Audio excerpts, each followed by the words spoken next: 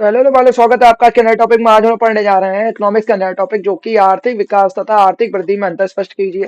आर्थिक वृद्धि को प्रभावित करने वाले तत्वों की पहचान कीजिए। तो ये आज हम लोग का टॉपिक है आर्थिक विकास और आर्थिक वृद्धि में हम लोग को अंतर स्पष्ट करना और आर्थिक वृद्धि को प्रभावित करने वाले तत्वों की पहचान करनी है। ठीक है, बहुत ज्यादा इंपॉर्टेंट टॉपिक और यहाँ से हम लोग को ये जो हम लोग के इंपॉर्टेंट टॉपिक्स हैं वो बहुत जल्दी जल्दी कवर करेंगे क्योंकि एग्जाम्स भी नजदीक है। आपको फटाफट इकोनॉमिक्स को पढ़ना भी है।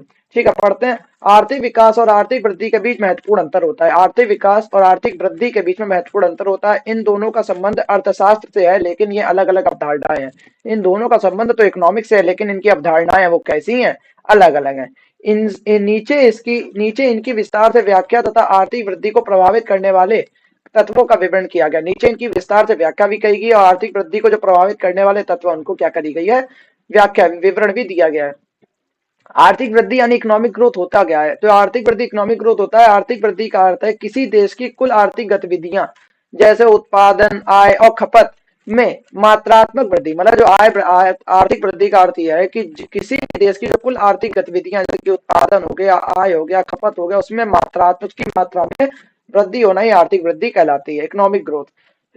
परिभाषा इसकी ऐसे निकलेगी कि यह एक देश के सकल घरेलू उत्पाद जीडीपी या सकल राष्ट्रीय अनुपात जीएनपी के बढ़ने को दर्शाता है। ठीक है, आर्थिक वृद्धि किसे किसे दर्शाता है? किसी देश के सकल घरेलू उत्पाद यानी कि जीडीपी या सकल राष्ट्रीय उत्पाद जीएनपी के बढ़ने को दर्शाता है। इसका मूल उद्देश्य क्या होता है? मूल उद्देश्य होता है इसका उत्पादन और आय में वृद्धि करना। मूल उद्देश्य इसका क्या होता है? उत्पादन और आय में वृद्धि करना। इसके लक्षण क्या क्या है? मात्रात्मक होता है, क्वांटिटेटिव इसका लक्षण होता है। उत्पादन, सेवाओं और व्यापार में वृद्धि पर आधारित है। उत्पादन पर आधारित है, सेवाओं पर आधारित है, व्यापार में वृद्धि पर आधारित है।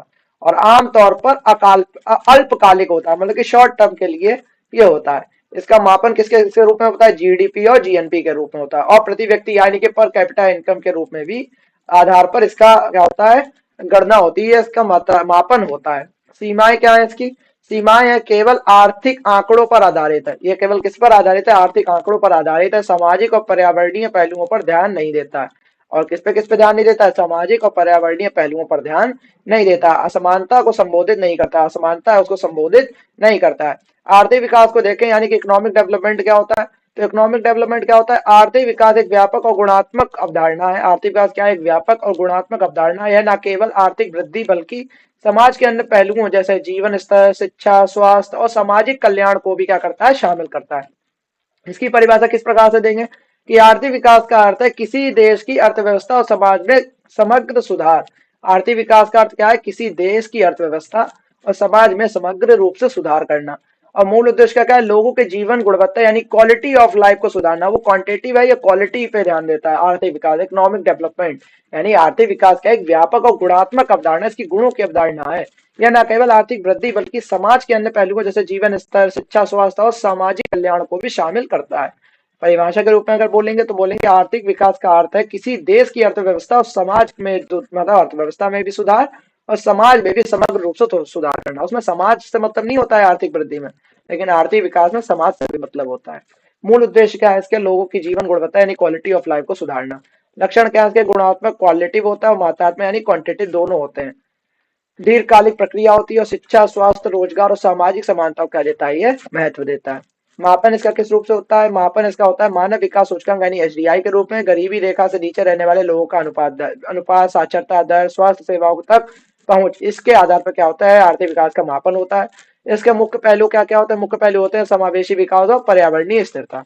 ठीक है, अब इनके बीच में अंतर कैसे देखेंगे? आर्थिक विकास, आर्थिक वृद्धि और आर्थिक विकास में अंतर। इसके पहलू को देखें कि प्रकृति पहली हो गया, पहला पहलू हो गया प्रकृति। आर्थिक वृद्धि में क्या प्रकृति इसकी कैसी होती है? मात्रात्मक होती है और इसमें मात्रात्मक गुणात्मक दोनों होती हैं। ठीक है, आर्थिक विकास में इसमें लक्ष्य इसका क्या होता है? लक्ष्य पहलू है इसका, तो आर्थिक वृद्धि का लक्ष्य क्या होता है? उत्पादन और आय बढ़ाना। लेकिन आर्थिक विकास का क्या लक्ष्य होता है? जीवन स्तर सुधारना। मापन करेंगे तो जीएनपी, जीडीपी, प्रति व्यक्ति आय के आधार पर आर्थिक वृद्धि नापी जाती है और एचडीआई, शिक्षा, स्वास्थ्य, असमानता दर के आधार पर आर्थिक विकास नापा जाता है। समयावधि क्या होगा? अल्पकालिक शॉर्ट टर्म होती है आर्थिक वृद्धि और दीर्घकालिक होती है आर्थिक विकास। ठीक है, सामाजिक पहलू उसके क्या होते हैं? उपेक्षित होता है आर्थिक वृद्धि का और शामिल रूप से होता है आर्थिक विकास। ठीक है, सामाजिक पहलू उसमें शामिल होते हैं, इसमें उपेक्षित होते हैं, इसमें नहीं शामिल होते हैं आर्थिक वृद्धि में। ठीक है, आर्थिक वृद्धि को प्रभावित करने वाले तत्व कौन कौन से होते हैं? आर्थिक वृद्धि को प्रभावित करने वाले तत्व कौन कौन से होते हैं, आइए जान लेते हैं। आर्थिक वृद्धि कई कारक प्रभाव डालते हैं। आर्थिक वृद्धि पर क्या प्रभाव डालते हैं? कई कारक, कई तत्व या फैक्टर्स क्या डालते हैं, प्रभाव डालते हैं, जिन्हें मुख्यतः दो श्रेणियों में बांटा जा सकता है। जिन्हें मुख्यतः किसके किसके कैसे बांटा जा सकता है? दो श्रेणियों में बांटा जा सकता है। आंतरिक तत्व यानी इंटरनल फैक्टर्स। आंतरिक तत्व कौन कौन से होते हैं? पहला हो गया प्राकृतिक संसाधन, नेचुरल रिसोर्सेस, भूमि, जल, खनिज और ऊर्जा संसाधन की उपलब्धता। ठीक है, और संसाधनों का कुशल दोहन क्या होता है? इंटरनल फैक्टर के अंदर नेचुरल रिसोर्सेज पर प्रभाव डालता है। ठीक है, आर्थिक वृद्धि पर। मानव संसाधन, ह्यूमन रिसोर्सेस, कुशल और शिक्षित कार्यबल, और जनसंख्या वृद्धि और रोजगार के अवसर, जनसंख्या वृद्धि और रोजगार के अवसर भी मिला।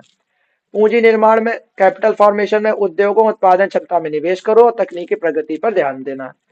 उद्योग और उत्पादन में, इंडस्ट्री और प्रोडक्शन में विभिन्न क्षेत्रों में उत्पादन बढ़ाएंगे और कृषि, उद्योग और सेवा क्षेत्र का संतुलन बनाए रखेंगे, बैलेंसिंग तीनों में आपस में। संस्थागत ढांचा, इंस्टीट्यूशनल फ्रेमवर्क क्या होता है? बेहतर नीतियां, कानूनी ढांचा और शासन प्रणाली। ठीक है, आगे देखते हैं। बाहरी तत्व इसके क्या होते हैं? बाहरी तत्व एक्सटर्नल फैक्टर्स होते हैं। अंतरराष्ट्रीय व्यापार यानी इंटरनेशनल ट्रेड, निर्यात और आयात का संतुलन क्या होता है? अंतरराष्ट्रीय व्यापार को दर्शाता है। विदेशी निवेश और तकनीकी सहयोग, विदेशी निवेश और तकनीकी सहयोग को बताता है। वैश्विक बाजार का प्रभाव यानी global market influence, global market influence को बताता है। कैसे बताता है? अंतरराष्ट्रीय आर्थिक परिस्थितियां, अंतरराष्ट्रीय आर्थिक परिस्थितियां और वैश्विक वित्तीय संस्थाओं जैसे आईएमएफ और डब्ल्यूटीओ की भूमिका इसके अंतर्गत दिखती है। ठीक है, और ये बाहरी कारक हैं। ठीक है, और किसमें? राजनीति स्थिरता कैसे दिखती है? पॉलिटिकल स्टेबिलिटी, तो निवेश और आर्थिक गतिविधियों के लिए अनुकूल माहौल बनाना पड़ता है। और प्राकृतिक आपदाएं, नेचुरल डिजास्टर, प्राकृतिक आपदाओं से आर्थिक गतिविधियों पर नकारात्मक प्रभाव पड़ता है। जो प्राकृतिक आपदाएं होती है, नेचुरल डिजास्टर होते हैं, उनसे जो आर्थिक गतिविधियां हैं उन पर नकारात्मक प्रभाव पड़ता है। ठीक है, आखिरी में देखेंगे, आखिरी में देखें तो इसका क्या कह रहा है? निष्कर्ष कह रहा है कि आर्थिक वृद्धि और आर्थिक विकास एक दूसरे से जुड़े हुए हैं, लेकिन अलग अलग महत्व रखते हैं। ठीक है, आर्थिक वृद्धि केवल संख्या पर और उत्पादन पर केंद्रित है, लेकिन आर्थिक विकास समग्र सामाजिक आर्थिक कल्याण पर क्या है? उसको भी प्राथमिकता देता है। आर्थिक वृद्धि क्या करता है? आर्थिक वृद्धि को प्रभावित करने वाले तत्वों का प्रबंधन और उनके प्रभाव को समझकर एक संतुलित और टिकाऊ आर्थिक विकास की दिशा में प्रयास किया जा सकता है।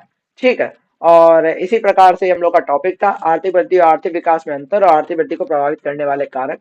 बहुत ज्यादा इंपॉर्टेंट टॉपिक था ये, और ये आता ही आता है। ठीक है, आप इसको पढ़ के जाना, इकोनॉमिक्स का बहुत ज्यादा इंपॉर्टेंट टॉपिक है। और ऐसे वीडियो फटाफट आते रहेंगे इकोनॉमिक्स के। तब तक ले, जय हिंद, जय भारत।